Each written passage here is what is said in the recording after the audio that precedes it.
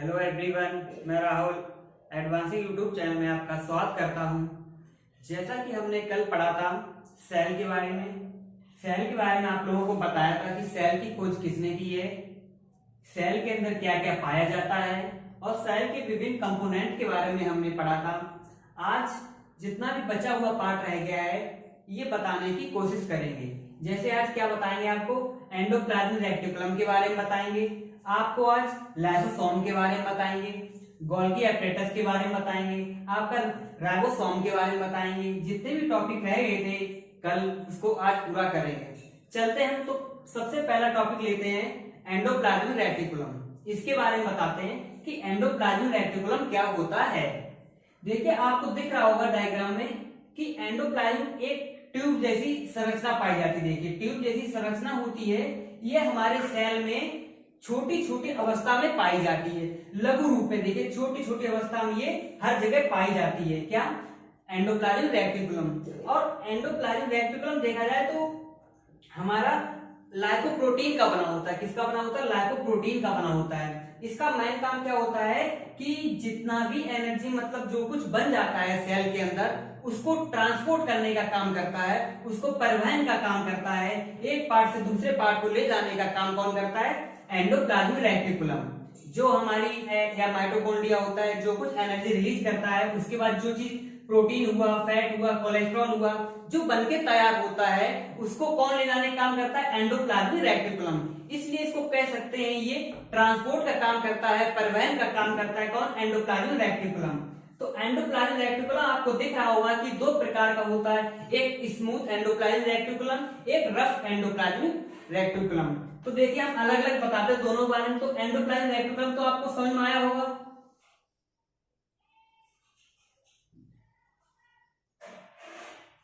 Endoplasmic reticulum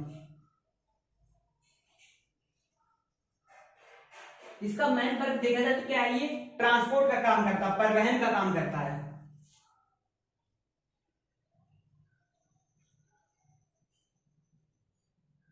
किसमें परिवहन का काम करेगा? हमारे सेल के अंदर कोई भी फैट हुआ, कोलेस्ट्रॉल हुआ या प्रोटीन बनके तैयार हुआ वो विभिन्न पार्ट में ले जाने का काम एंडोप्लाज्मिक रेटिकुलम करेगा। अब क्या होता है,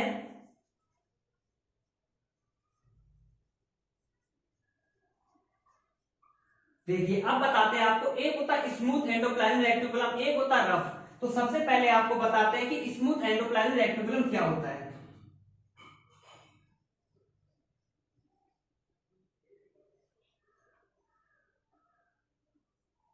देखिए स्मूथ एंडोप्लाज्मिक रेटिकुलम के बारे में बताते हैं। ये फैट और कोलेस्ट्रॉल को संश्लेषण का काम करता है, या कह सकते हैं।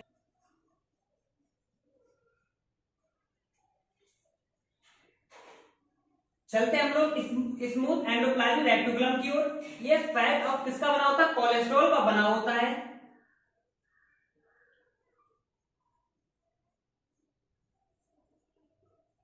और ये चिकना पार्ट होता है। कैसा? स्मूथ।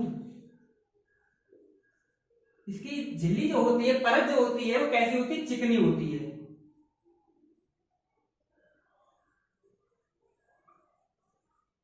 और किसका बना होता है? फैट और कोलेस्ट्रॉल का बना होता है स्मूथ। अब आता है रफ एंडोप्लाज्मिक रेटिकुलम। देखिए क्या होता है कि जो रफ एंडोप्लाज्मिक रेटिकुलम होता है इसके परत के चारों ओर, जैसे ये आपकी ट्यूब लाइक स्ट्रक्चर है किसकी? एंडोप्लाज्मिक रेटिकुलम का। ये दो प्रकार का होता है, एक स्मूथ एक रफ। स्मूथ जो होता है वो फैट और कोलेस्ट्रॉल का बना होता है। इसकी झिल्ली कैसी होती है? चिकनी होती। भारी सरफेस कैसी होती? चिकनी।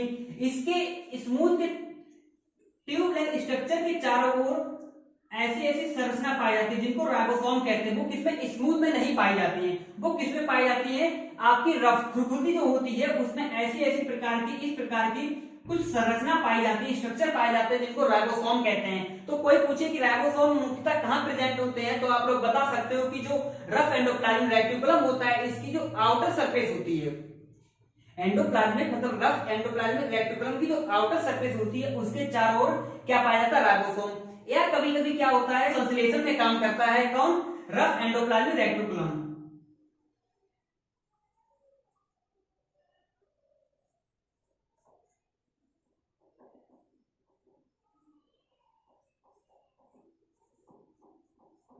क्या कह सकते हैं कि रफ एंडोप्लाज्मिक रेटिकुलम प्रोटीन की बनी होती है या प्रोटीन बनाने में सहायता करता है। कौन? Rough endoplasmic reticulum. जब ये दोनों काम हो जाता है, इसको मेन और फिर इसका पूरा काम क्या देखा जाएगा, आपस में बना लेते हैं। स्मूथ का काम होता है फैट और कोलेस्ट्रॉल का, रफ का क्या काम होता है, प्रोटीन का। ये दोनों चीजें बन जाती है, उसके बाद ये ट्रांसपोर्ट का भी काम करता है। अब क्या होता है, इसके चारों ओर इस प्रकार के चारों ओर छोटे छोटे कण पाए जाते हैं। उन कण को हम कहते हैं राइबोसोम। क्या कहते हैं? राइबोसोम। तो अब हम चलते हैं राइबोसोम। आपको दिख रहा होगा छोटे छोटे जो कण हैं, इस प्रकार जो छोटे छोटे कण दिख रहे हैं आपको, ये सब जो कण दिख रहे हैं ये क्या है, इनको राइबोसोम कहते हैं। क्या कहते हैं? राइबोसोम कहते हैं। तो अब हम लोग चलते हैं राइबोसोम की ओर।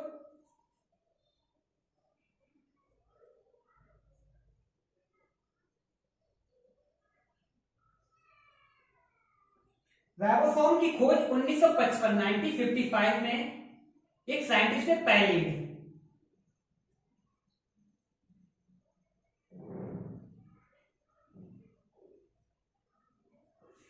राइबोसोम की खोज 1955 में एक साइंटिस्ट ने पहले, इन्होंने इनकी खोज की थी। किसकी? राइबोसोम की खोज की थी। यह बताया था ये प्रोटीन और राइबोन्यूक्लिक एसिड का बना होता है। किसका? प्रोटीन का एंड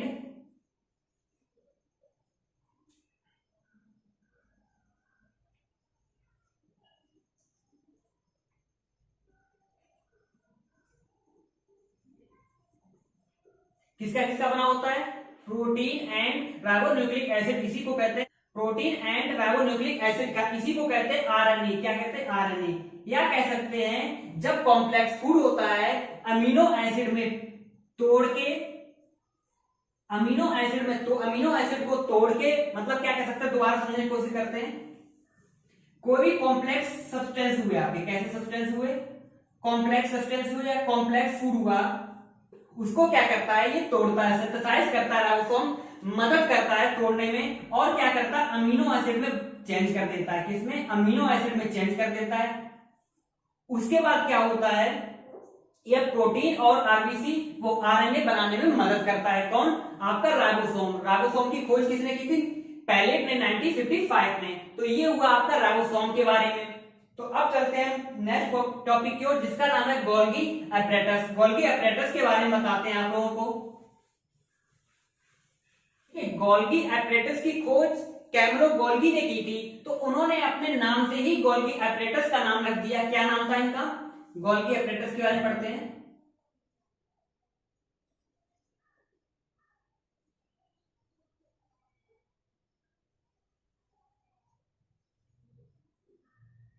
गोल्गी एपरेटस की खोज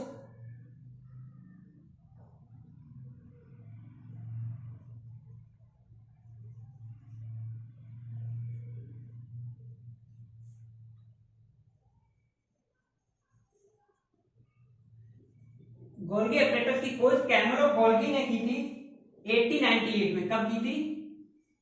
1898 में खोज की थी। अच्छा, ये गोल्गी एपरेटस सेल में क्या काम करता है? सेल के अंदर ये सिक्रेटेड का काम करता है। जितना भी पदार्थ हमारे सेल में पच के तैयार होता है, जो बेकार हो जाता है, उसको सेल से बाहर करने का काम गोल्गी एपरेटस करता है। तो इसको कह सकते हैं कि ये हमारा सेल के अंदर जितना भी खाना पच के तैयार हुआ था और वो वेस्ट मटेरियल को बाहर करने में मदद करता है। तो ट्रांसपोर्ट का ये भी काम करता है। बट ये किस चीज का ट्रांसपोर्ट करता है? सिक्रेटेड फूड का। जो पचा हुआ भोजन है उसको बाहर करने में गोल्गी एपरेटस मदद करता है। इसकी खोज किसने की थी? इसकी खोज की थी कैमरो गोल्गी ने की थी। तो ये भी हमारा कैसा तंत्र हो जाता है? ये कैसा सिस्टम हो जाता है? ट्रांसपोर्ट सिस्टम या परिवहन सिस्टम हो जाता है। ये भी ट्रांसपोर्ट सिस्टम का निर्माण करता है। किन चीजों को? ये क्या फंक्शन इसका देखा जाए तो इसका फंक्शन क्या है?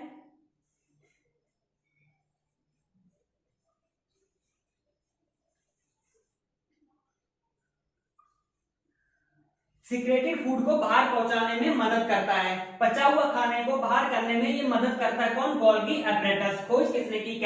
कैमरो गोल्गी ने। कब की थी? 1898 में। तो ये भी ट्रांसपोर्ट सिस्टम का निर्माण करता है। कौन से चीजों का ट्रांसपोर्ट करता है बाहर? कौन सा? परिवहन का काम करता है। किन चीजों का परिवहन करता है? जो हमारे शरीर में पाचन चीजों का बाहर पहुंचाने में मदद करता है कौन? Golgi apparatus. तो ये हुआ गोल्गी एपरेटस के बारे में। नेक्स्ट पॉइंट पे चलते हैं, हमें लाइसोसोम क्या है, लाइसोसोम इसके बारे में पढ़ते हैं।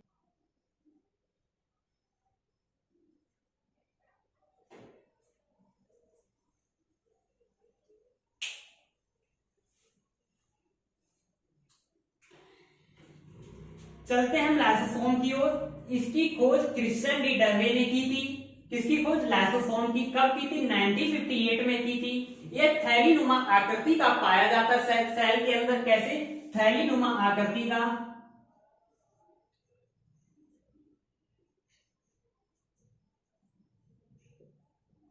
इसकी आकृति कैसी होती? थैलीनुमा आकृति होगी, बैग टाइप की आकृति होती है।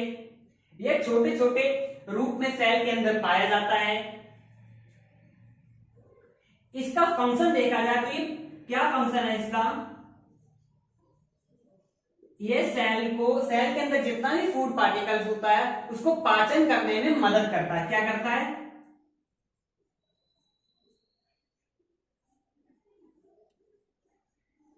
पाचन करने में मदद करता है।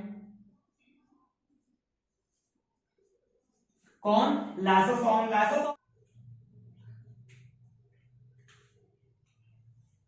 लाइसोसोम में इस प्रकार के एंजाइम्स पाए जाते हैं।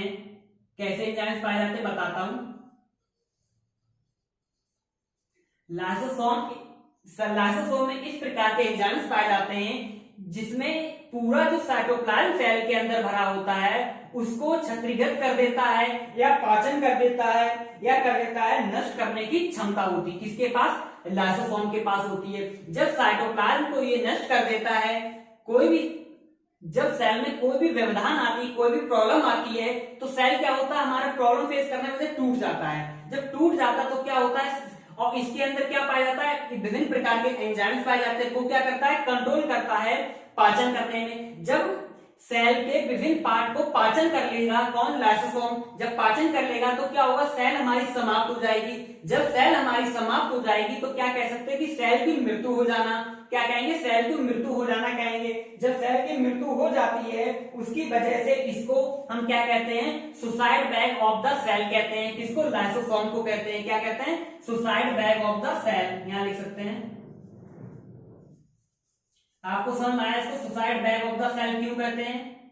क्योंकि इसके अंदर विभिन्न प्रकार के एंजाइम्स पाए जाते हैं। वो क्या करते हैं? पूरे सेल ऑर्गेन्स को पाचन करने में मदद करता है। जब सेल में कोई भी मूवमेंट होती है, जैसे सेल में ये मूवमेंट हुई, इस पे कोई भी भारी अटैक पड़ा, उसकी वजह से सेल हमारा टूट गया।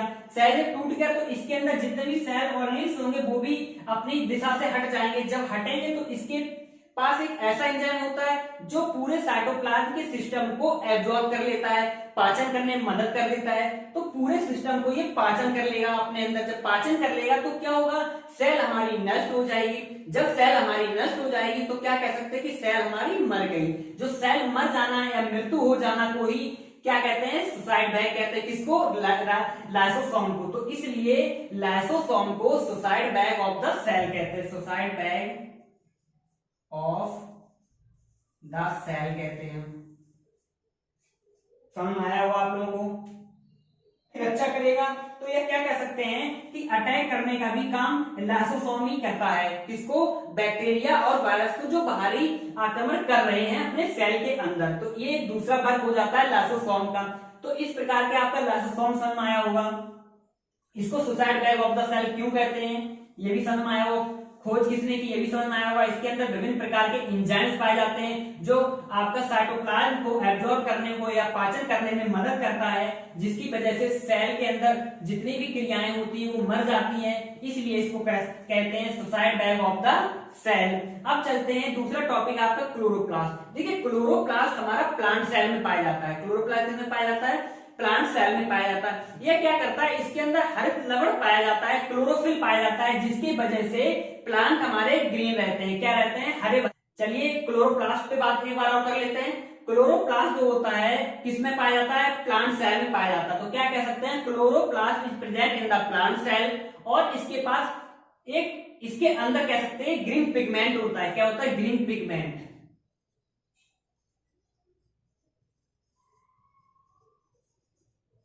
ग्रीन पिगमेंट इसमें पाया जाता है, जिसका नाम क्या होता है? क्लोरोफिल। क्या नाम होता है? क्लोरोफिल।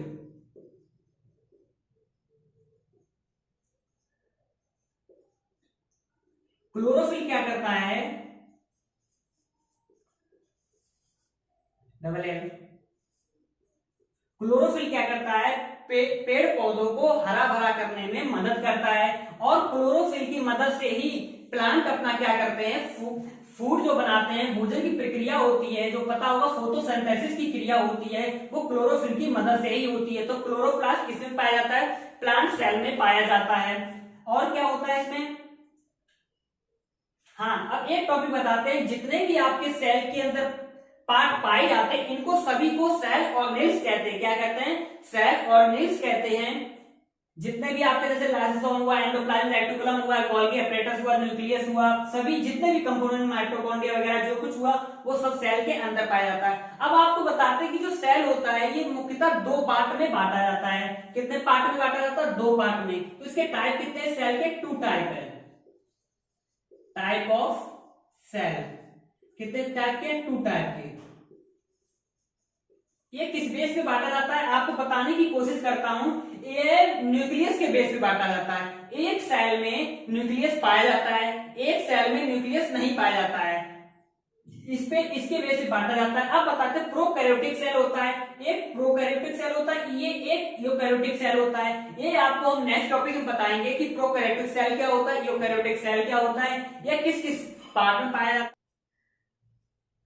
चलिए इस वीडियो को यही समाप्त करते हैं। मिलते हैं हम लोग नेक्स्ट वीडियो में। आप लोग कोई भी प्रॉब्लम हो कमेंट करके पूछ सकते हो। ठीक है, तब तक के लिए थैंक यू। जय हिंद।